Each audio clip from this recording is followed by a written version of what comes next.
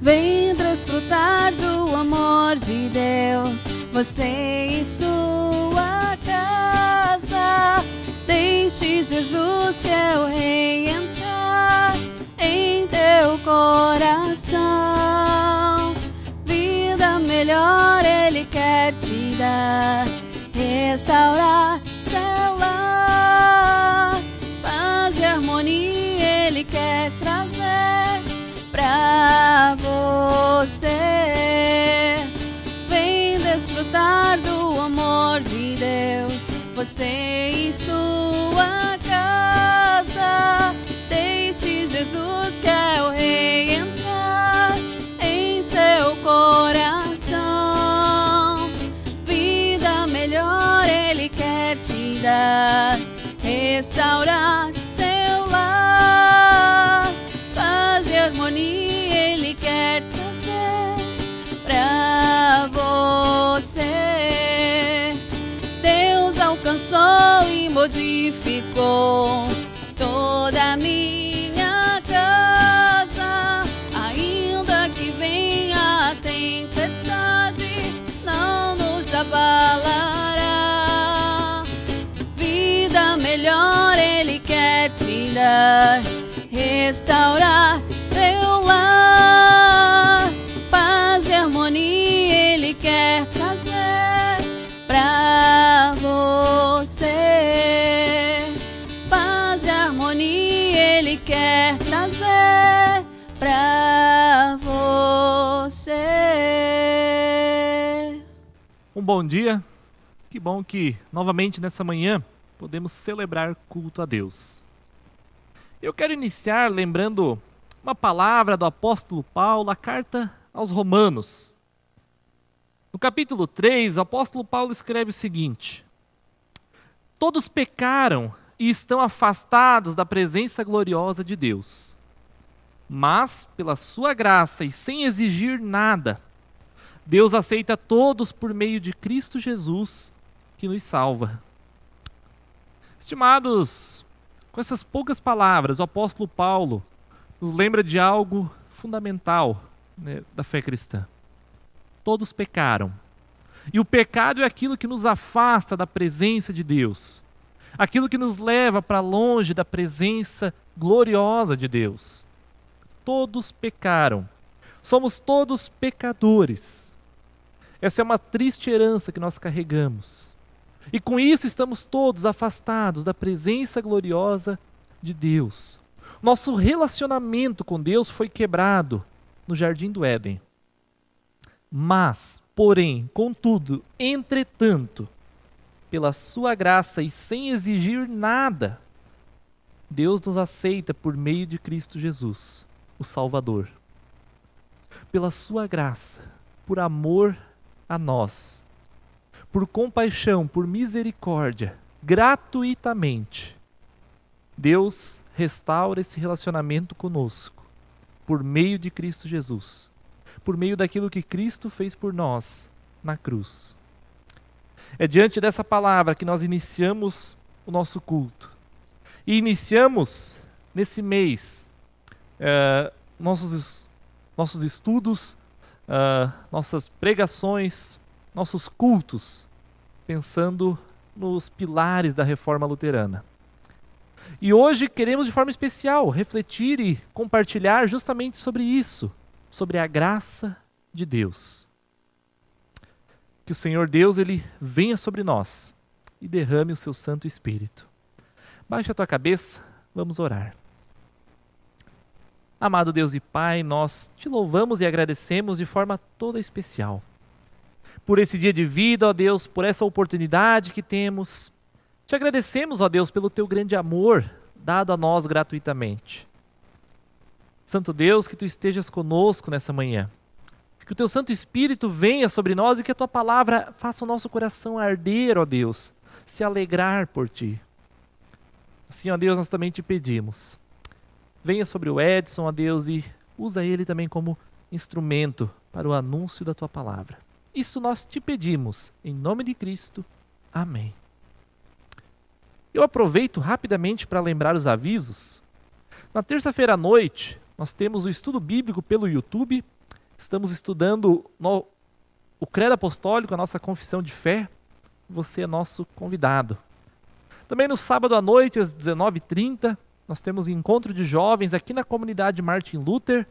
Então fica o convite também para você jovem. Tem sido um tempo bem legal. E além disso, nós retornamos com os nossos cultos presenciais e você é nosso convidado. Hoje à noite, ainda no domingo, nós temos culto aqui na comunidade Martin Luther, às 19h30. Agora pela manhã, nós temos ou tivemos culto na comunidade em Atalanta. E domingo que vem, novamente, culto aqui, culto em Atalanta. Você é nosso convidado. A sua presença é de grande alegria para nós. Que Deus nos abençoe e te convido a cantarmos juntos mais um hino.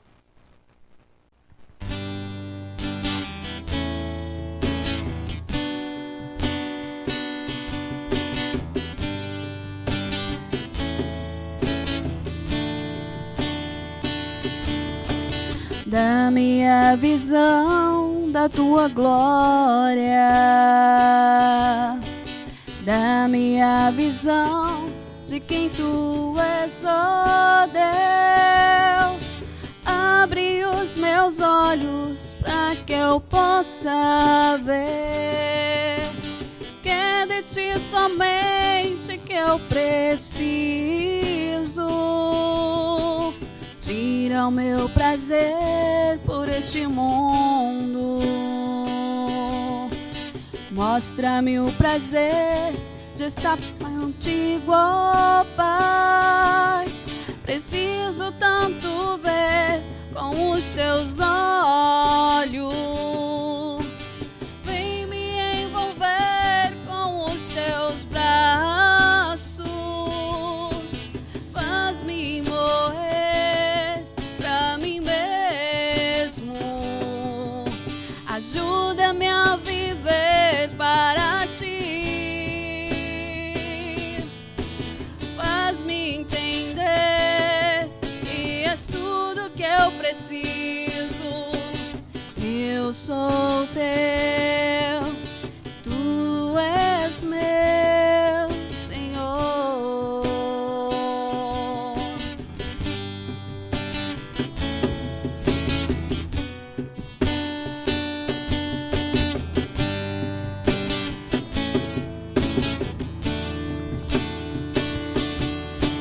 Dá-me a visão da tua glória, dá-me a visão de quem tu és, ó Deus. Abre os meus olhos para que eu possa ver que é de ti somente que eu preciso. Tira o meu prazer por este mundo. Mostra-me o prazer de estar contigo, ó Pai. Preciso tanto ver com os teus olhos. Vem me envolver com os teus braços.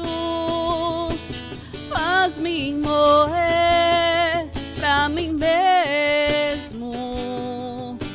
Ajuda-me a viver para ti. Faz-me entender que és tudo que eu preciso. Eu sou teu, tu és meu. Eu sou teu, tu és meu Senhor. Graça e paz, meus queridos, nessa manhã, da parte do nosso bom Deus. Que bom que nós podemos mais uma vez nos encontrarmos diante dessa graça e diante da paz desse Senhor que nos ama tremendamente.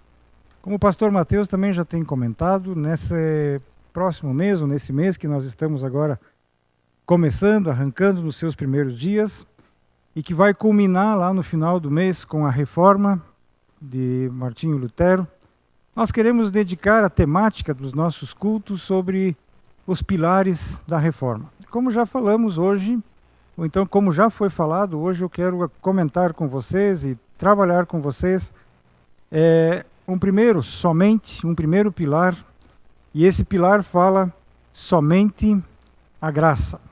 E para tratar desse tema, eu quero convidar você a abrir a sua Bíblia, lá na carta de Paulo aos Efésios, no capítulo 2, e eu quero ler com cada um de nós os versículos de 1 até 10, onde a palavra de Deus, ela diz assim: Vocês estavam mortos em suas transgressões e pecados, nos quais costumavam viver quando seguiam a presente ordem desse mundo e o príncipe do poder do ar, o espírito que agora está atuando nos que vivem na desobediência. Anteriormente, todos nós também vivíamos entre eles, satisfazendo as vontades da nossa carne, seguindo os seus desejos e pensamentos. Como os outros, éramos por natureza merecedores da ira. Todavia, e nas muitas traduções ali diz, mas Deus, que é rico em misericórdia, pelo grande amor com que nos amou, deu-nos vida com Cristo, quando ainda estávamos mortos em transgressões. Pela graça vocês são salvos. Deus nos ressuscitou com Cristo e com Ele nos fez assentar nos lugares celestiais em Cristo Jesus, para mostrar nas eras que hão de vir a incomparável riqueza da sua graça, demonstrada em sua bondade para conosco em Cristo Jesus. Pois vocês são salvos pela graça, por meio da fé. Isso não vem de vocês, é dom de Deus, não por obras, para que ninguém se glorie. Porque somos criação de Deus, realizada em Cristo Jesus, para fazermos boas obras, as quais Deus preparou antes para nós as praticarmos. Até aqui a palavra que quer ser tema e base também para a meditação nessa manhã. Aqui no capítulo 2, o apóstolo Paulo, ele está dizendo para a igreja de Éfeso a maneira pela qual Deus, de uma maneira muito graciosa, os salvou de uma situação de miséria e de pecado que eles viviam antes de conhecer o Evangelho. O Paulo ele está fazendo isso porque o seu objetivo com a carta é que ele queria que principalmente os cristãos de Éfeso, e que depois, quando essa carta fosse lida nas igrejas daquela região, os cristãos pudessem ser encorajados diante das notícias que eles tiveram da prisão de Paulo em Roma e do consequente desânimo que essa prisão ela havia gerado. No capítulo 3, no versículo 13, talvez expressa o propósito prático da carta, quando lá no versículo 13 o Paulo diz assim: Portanto, peço-lhes que vocês não desanimem por causa das minhas tribulações em favor de vocês, pois elas são uma glória para vocês. Os efésios, eles eram filhos espirituais do apóstolo Paulo. Eles haviam se convertido através do trabalho missionário desse homem. E ao tomar conhecimento de que Paulo estava preso em Roma, eles tinham desanimado. Estavam tentados a parar, a desanimar diante de muitos questionamentos. Por que é que Deus havia permitido que aquele homem, talvez o maior pregador daquela época, ficasse retido em Roma, quando havia muita coisa ainda a ser feito em termos de pregação do Evangelho? E o Paulo, ele responde essa carta, ou com essa carta, ele responde às dúvidas dos efésios. Aqui ele expõe claramente a doutrina da igreja. Ele fala da igreja como sendo o plano eterno de Deus. E rapidamente, antes de a gente entrar basicamente no nosso tema, eu gostaria de dar uma visão panorâmica dessa carta, porque ela é muito importante também para a gente compreender aqui o que nós queremos trabalhar nessa manhã. No primeiro capítulo, o Paulo apresenta algo maravilhoso. Ele diz assim: o Pai planejou, o Filho executou e o Espírito Santo ele aplica aquilo que o Pai planejou. Ainda no capítulo 1, o Paulo ele ora para que os cristãos de Éfeso possam entender a grandeza desse plano de Deus. E continuando a sua oração, começa o capítulo 2, também ali onde nós estamos nesse texto que eu acabei de ler, onde o Paulo fala de como Deus, mediante esse grande poder, ressuscitou de entre os mortos a cada um de nós, unindo-nos a Cristo e dando aos Efésios, principalmente, que eram os destinatários dessa carta, a salvação pela graça. Depois, já no final do capítulo 2, ele fala de uma criação em Cristo, de um novo homem, onde já não havia mais judeu e gentil, mas que ambos, eles formavam a igreja.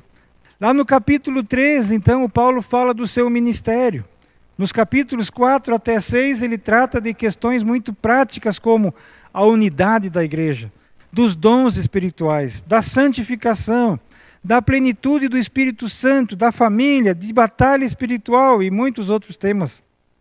Então, nós estamos aqui, nesse capítulo 2, no coração da carta, quando o apóstolo Paulo ele fala da graça de Deus que libertou os gentios da sua escravidão ao pecado e os trouxe para a igreja, para esse novo homem, ou formando esse novo homem por meio de Jesus Cristo.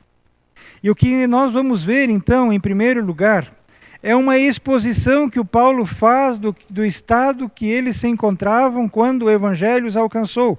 E isso nós vemos muito claramente dos versículos de 1 a 3. Já no versículo 4 a 6, nós vamos ver ali a intervenção de Deus na vida daquelas pessoas através da pregação da palavra. Ou seja, de como reverteu esse quadro tenebroso que está pintado nos 3 primeiros versículos. No versículo 7, o Paulo fala do propósito de Deus ter feito isso. Dos versículos 8 a 10, então, ali nós vamos encontrar 3 conclusões que são muito importantes para o nosso estudo dessa manhã. Essa passagem, meus queridos, ela é muito conhecida. Talvez é uma das passagens, talvez não, ela é uma das passagens que foi mais utilizada durante a Reforma Protestante, sabe para quê?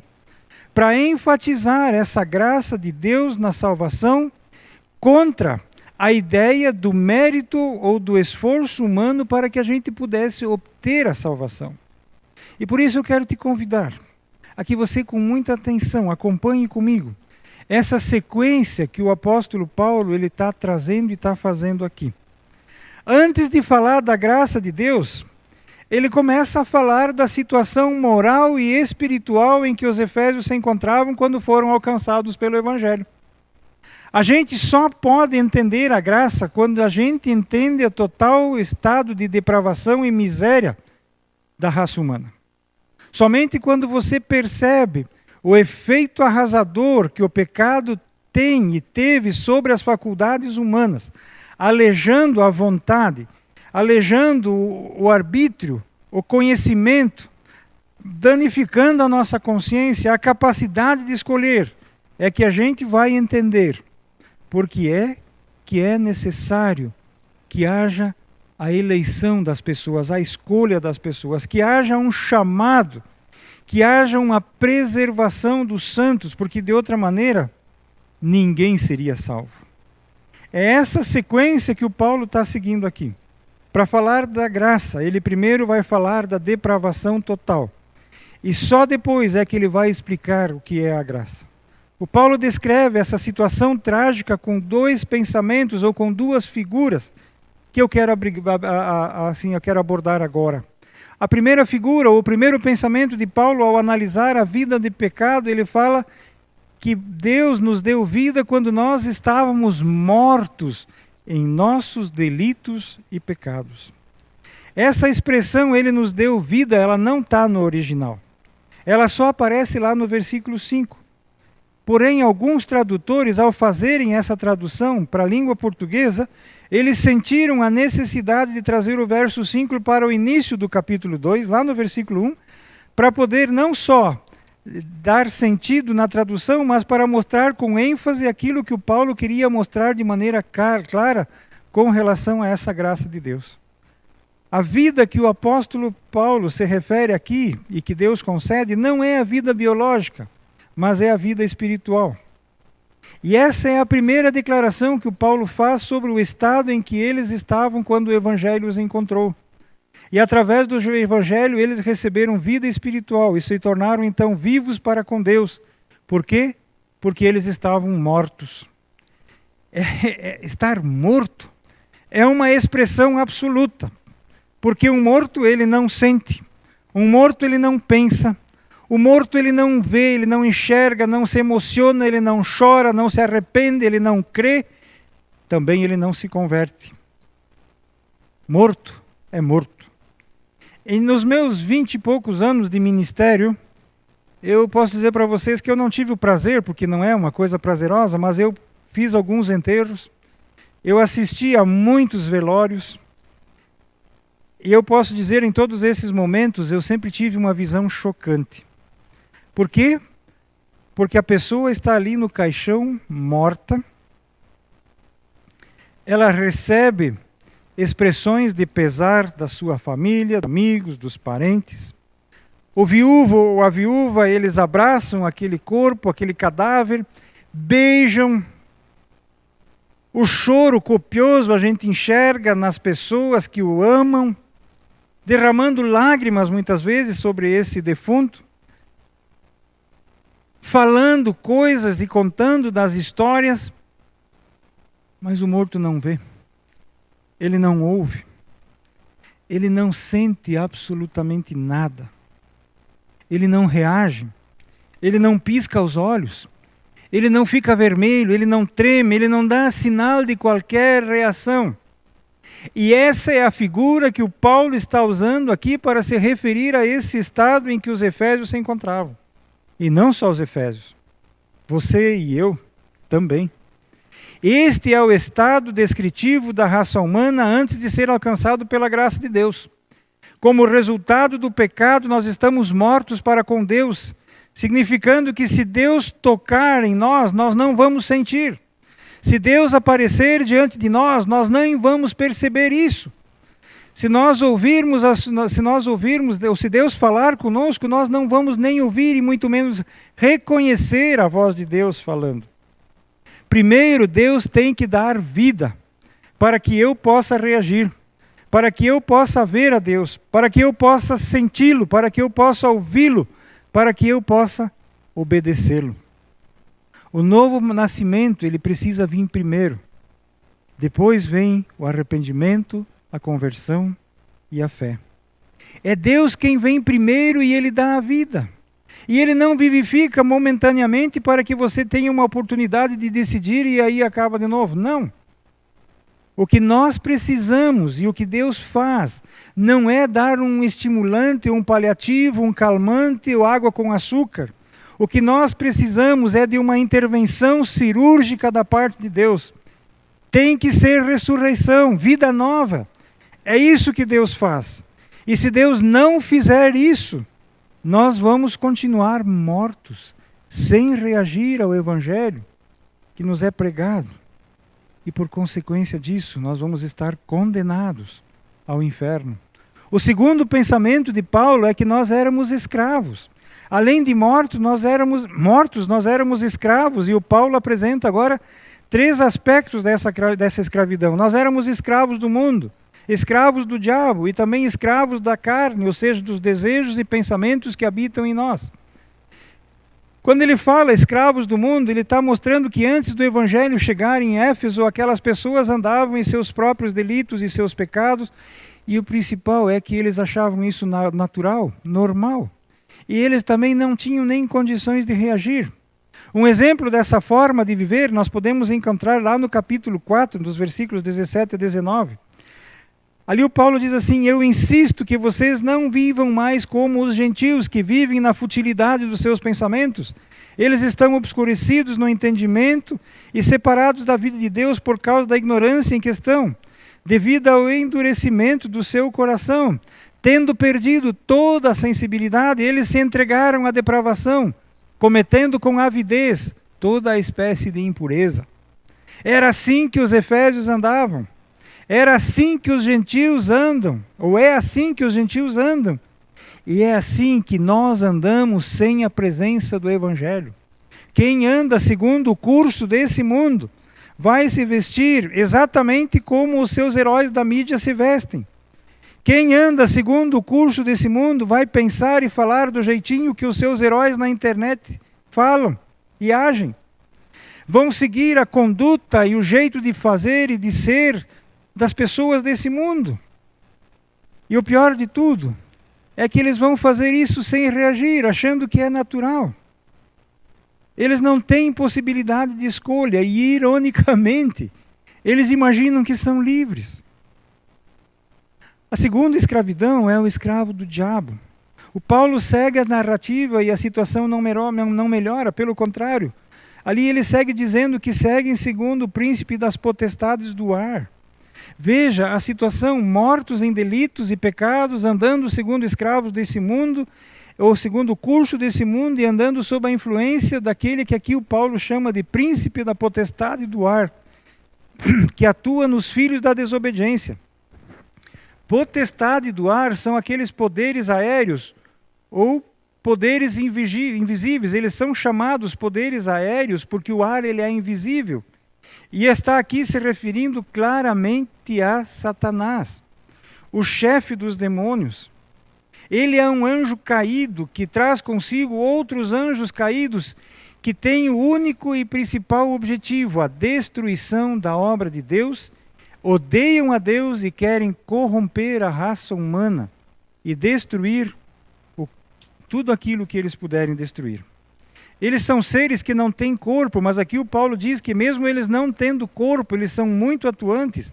E de acordo com o que o Paulo está dizendo aqui, eles atuam nos filhos da desobediência. Nas palavras do reformador Lutero, ele diz assim: o homem é uma besta, ou ele está montado por Deus ou pelo diabo. Você não tem opção. Tem um espírito que atua em você, e se não é o Espírito Santo de Deus, é o espírito da potestade do ar. E o Satanás, ele atua não só demonizando as pessoas, possuindo elas de forma em que elas ficam endemoniadas, como uma boa parte do meio evangélico brasileiro ele gosta de enfatizar. Mas principalmente essa atuação se dá quando ele vai iludindo com mentiras, destruindo ou distraindo da verdade do evangelho, seduzindo com tentações, produzindo impressões e sentimentos que nos afastam de Deus e manipulando a realidade ao nosso redor. Sabe para quê? Para que a gente caia em algumas das suas armadilhas. É assim que ele atua nos filhos da desobediência. E a terceira escravidão é a escravidão da carne. Aí vem essa escravidão dos nossos próprios desejos, segundo as inclinações da nossa carne, ou seja, fazendo as vontades da carne e dos pensamentos.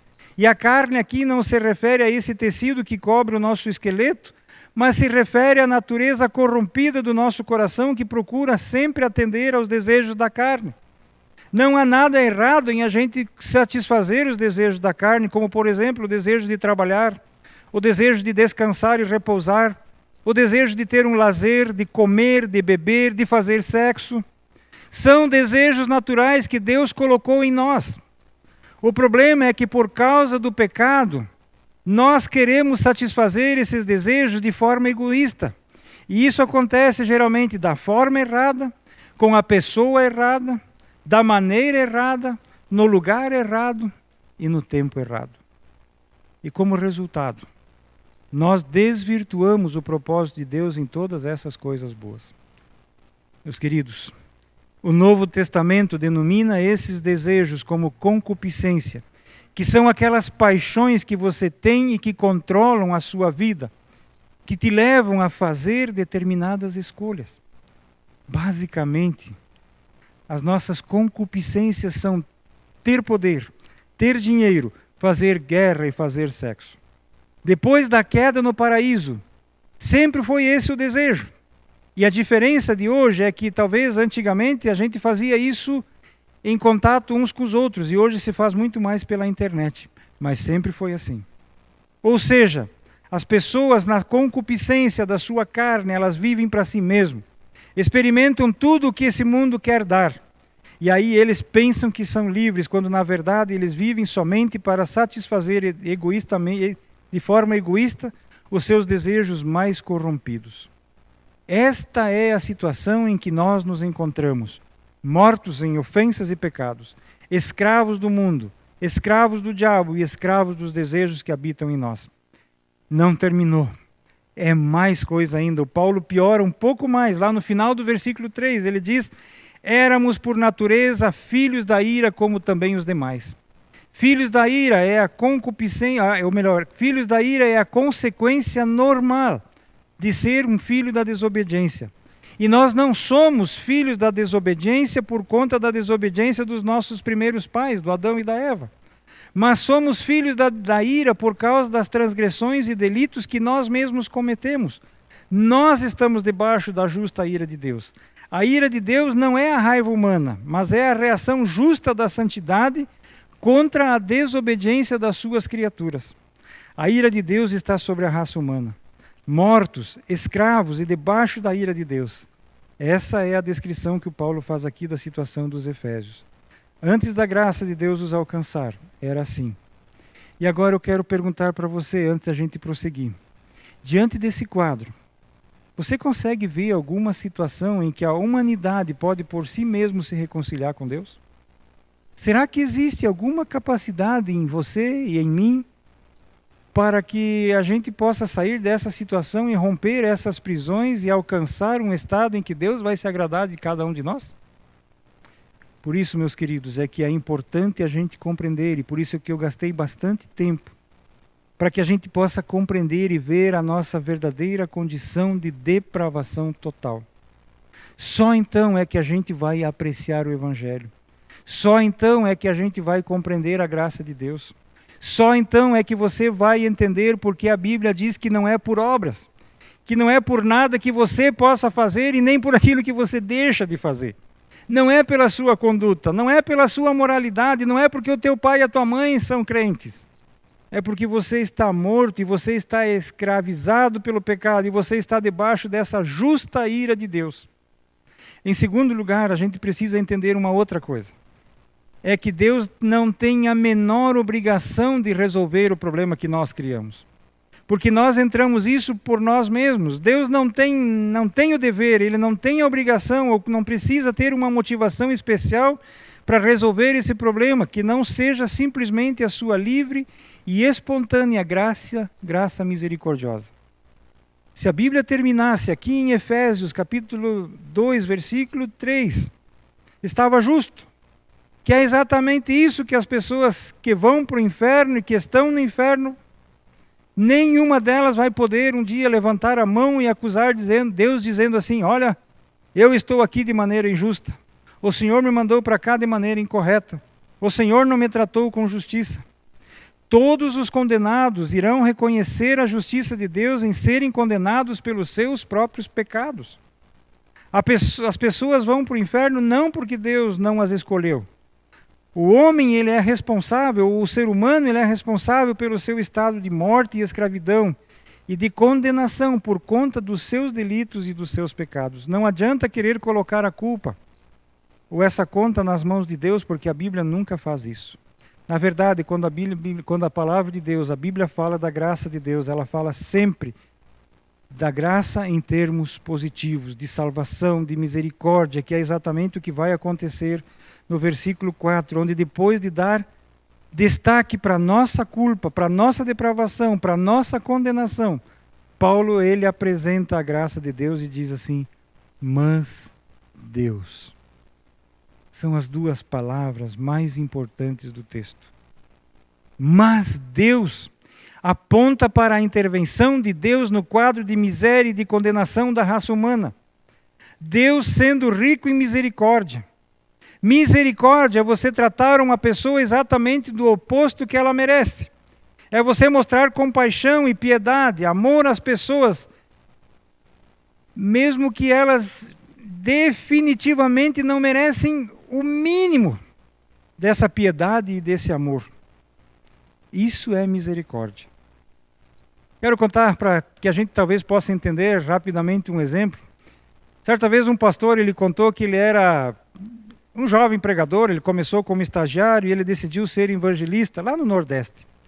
Então ele foi para lá e ele alugou uma casa bastante simples e vivia lá. E certa noite ele escutou um ruído que ele disse, isso é ruído de rato. E amanhã eu preciso providenciar alguma coisa.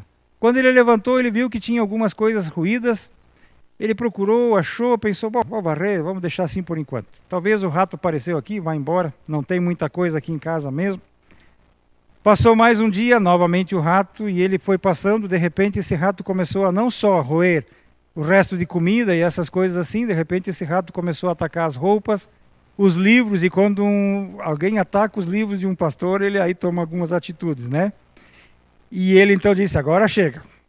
Foi na loja de ferragem, comprou uma ratoeira, armou a ratoeira, naquela noite não deu o barulho da ratoeira desarmando, ele acordou, quando chegou lá de manhã na ratoeira, viu que a isca não estava mais, que o rato tinha levado a isca, mas não desarmou a ratoeira.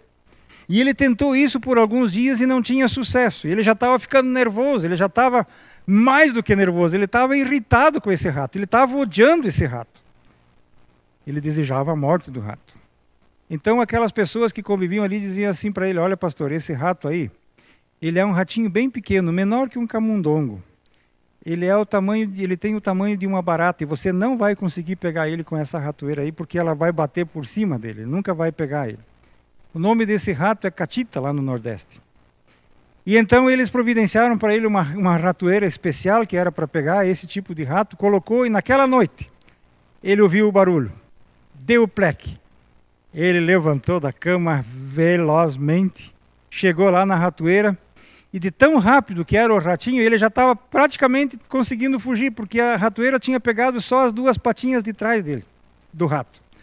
Ele agarrou a ratoeira, encarou aquele rato assim na frente dos olhos, e talvez ele era com a mão direita, né? Mas ele então segurou ele com a mão esquerda, olhou, e com a outra ele já estava querendo com a mão apertar com o polegar e o indicador a cabeça daquele rato para estraçalhar com ele. E ele olhou para o rato olhou para ele, deu aquele grunhido, não sei se é grunhido que faz o rato, mas aquele som que ele faz. E quando aconteceu isso, ele diz que aconteceu algo no coração dele. E ele diz, eu fiquei com misericórdia, libertei a ratoeira e deixei o rato ir embora. A misericórdia, ela prevaleceu. Eu creio, meus queridos, que é isso que o Paulo está dizendo aqui. Deus sendo rico em misericórdia. Deus tinha todos os motivos e todos os direitos para nos destruir e nos condenar.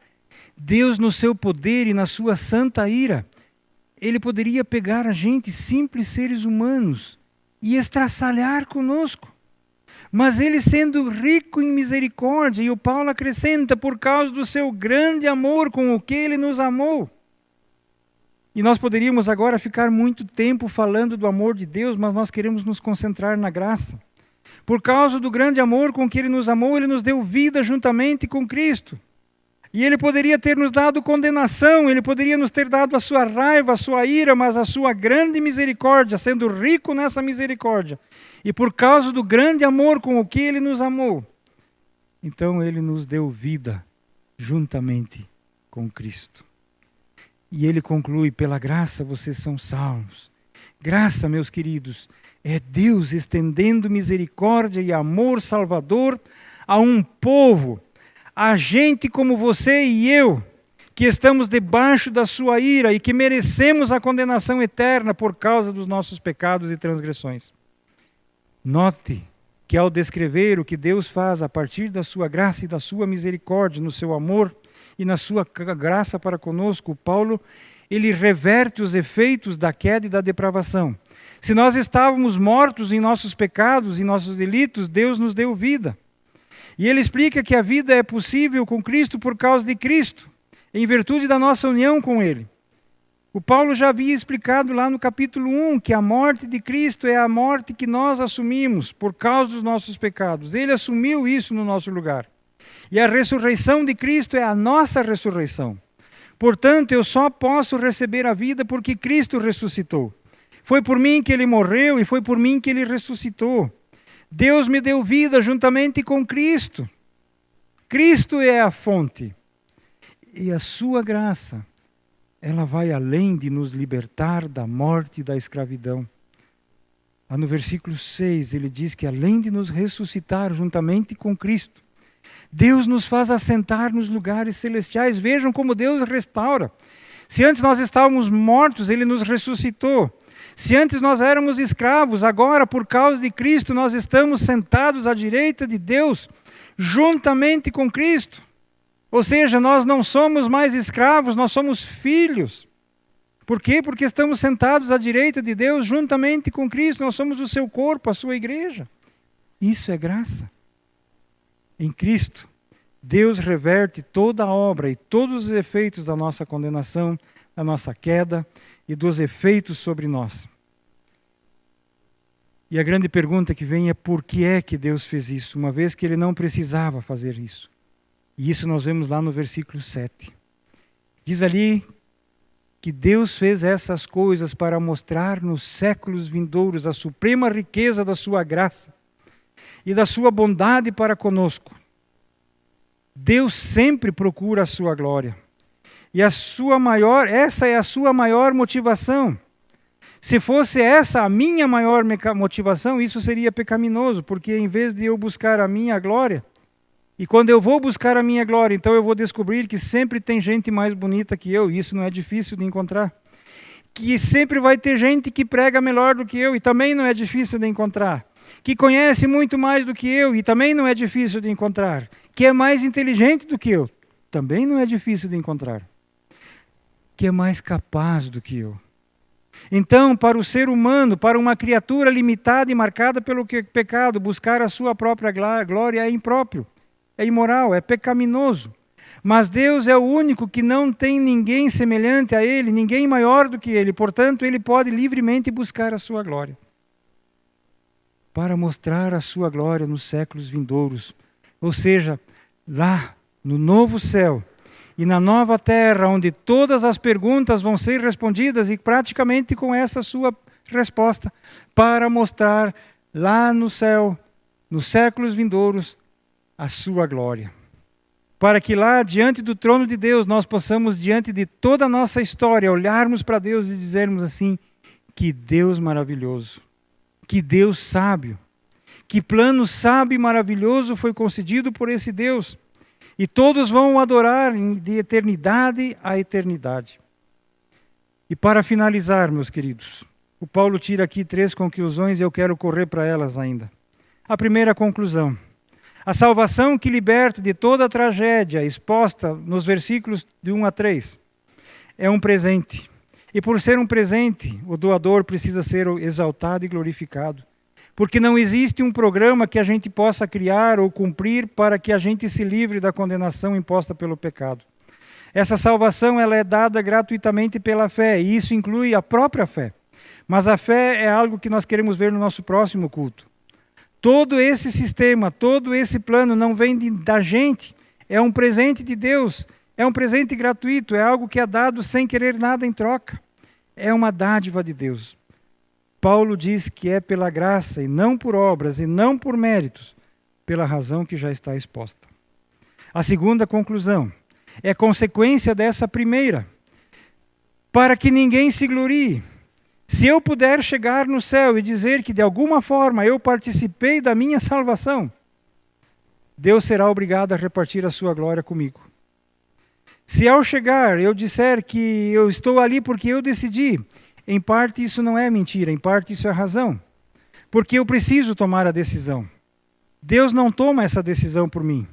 Na sua palavra diz que se Ele está à porta batendo, e se nós abrirmos a porta, Ele vai entrar. Ele não arromba a porta de ninguém. Então eu preciso decidir entrar. Mas aqui acontece algo incrível, e é importante que eu diga isso para você. Quando a gente entra, por mais que ela seja uma decisão importante, e por mais que ela seja uma decisão pessoal minha, e precisa ser uma decisão pessoal sua também. Mas quando a gente entra, a gente reconhece. E se não fosse a graça de Deus que tem nos atraído, nós não teríamos nos decidido. Por isso que a fé, ela também vem de Deus. Mas a gente quer ver isso semana que vem. E uma última conclusão. Que também ela é consequência daquilo que aconteceu já. Da conclusão anterior. Por que é que ninguém se gloria? Porque nós somos feituras de Deus. No original, essa palavra feitura, ela pode ser traduzida por poema. Quer dizer, nós somos a obra de arte de Deus. O mundo é maravilhoso, ele é a obra de Deus. A igreja é a sua criação de arte, é o seu poema.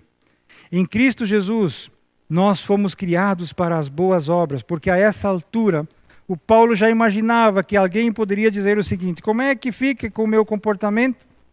Vai que eu creia nisso, de que pela graça é que eu tenho perdão, e aí eu vou me sentir talvez à vontade para viver uma vida de pecado. Não é isso. Deus nos criou em Cristo Jesus para as boas obras. Nós não somos salvos pelas boas obras, porém também nós não somos salvos sem elas. Elas fazem parte da fé salvadora.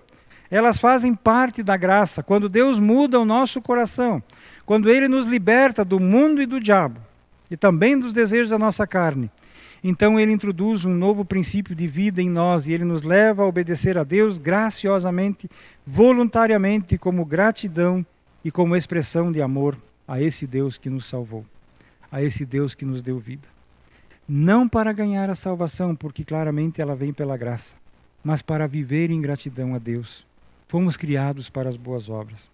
E olha como Paulo termina. Ele diz que essas boas obras, elas foram criadas por você, por mim, foram criadas de antemão por Deus, para que eu e você andássemos nelas. Até estas obras Deus já tem preparado antes para que você andasse nelas. Porque é Deus que faz isso, para que fique bem claro que é pela graça do começo ao fim. Eu quero encerrar e preciso encerrar. A graça, ela me salva. A graça me transforma. Ela me faz andar em boas obras. Essa graça me leva a Deus em gratidão. E a graça me levará para o reino eterno do meu Senhor e do meu Salvador, Jesus Cristo. Você crê nisso? Amém. Vamos ter uma palavra de oração. Pai Santo, amoroso, Tu que és Deus de toda a glória, nós queremos, nesse instante, chegar em humildade diante de Ti e dizer que nós queremos já, agora, nos preparar para os séculos vindouros, para ali podermos, no Teu trono, diante da Tua graça, diante da Tua misericórdia, desse trono maravilhoso, anunciarmos a suprema riqueza da Tua misericórdia, da Tua graça, revelada por meio de Jesus Cristo, que é o nosso Salvador e Senhor. Obrigado, Senhor.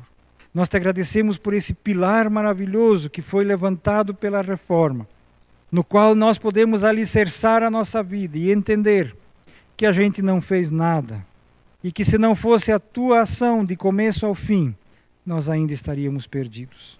Obrigado por isso, Senhor. E nós queremos orar por aqueles que também ainda não entenderam a Tua graça, Senhor, que continuam mortos, escravizados, que ainda são filhos da ira. Ó Senhor, tem misericórdia. Não cesse de falar, conceda a eles vida nova, para que eles possam, Senhor Jesus, atender o Teu chamado de amor e encontrarem um caminho contigo. Abençoa-nos nessa semana que se inicia. Derrama sobre nós a Tua paz. Interfira, Senhor, ali onde o Satanás e as suas hostes, ali onde a nossa escravidão por esse mundo e ali onde nós estamos jogados e deixando levar pelas ondas desse mundo e também por sermos filhos da desobediência, o Satanás ainda tem levado vantagem. Cria em nós, Senhor Jesus, um coração puro e um espírito inabalável. Dá-nos a Tua paz. Abençoa, Senhor Jesus, as pessoas que estão enfermas, os enlutados, aqueles, Senhor Jesus, que estão ansiosos, angustiados, aflitos. Senhor, conceda-nos a Tua paz. Oramos em Teu santo e precioso nome. Amém. Que Deus te abençoe, que Ele derrame da sua graça abundantemente sobre você nessa semana.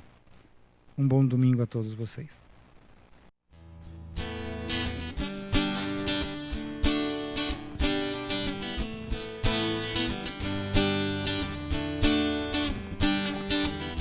Vou até os confins da terra proclamar Tua palavra,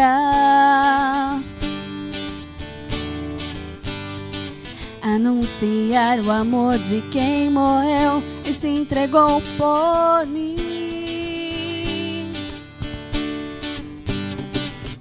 Se Ele foi capaz de me amar assim, como um pecador entregue ao mal, não poderia poderia mais viver só para mim. Vou viver pra Cristo até o fim.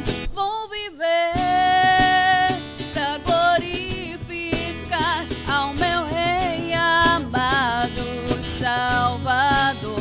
Nunca vi um amor igual, que a todos quer livrar do mal. Sempre te amarei, eu te servirei para sempre.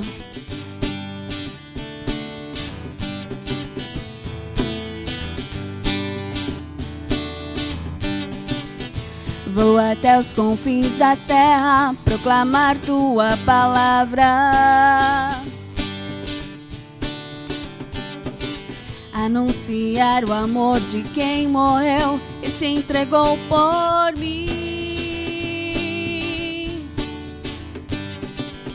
Se ele foi capaz de me amar assim, como um pecador entregue ao mal, não poderia mais viver só para mim.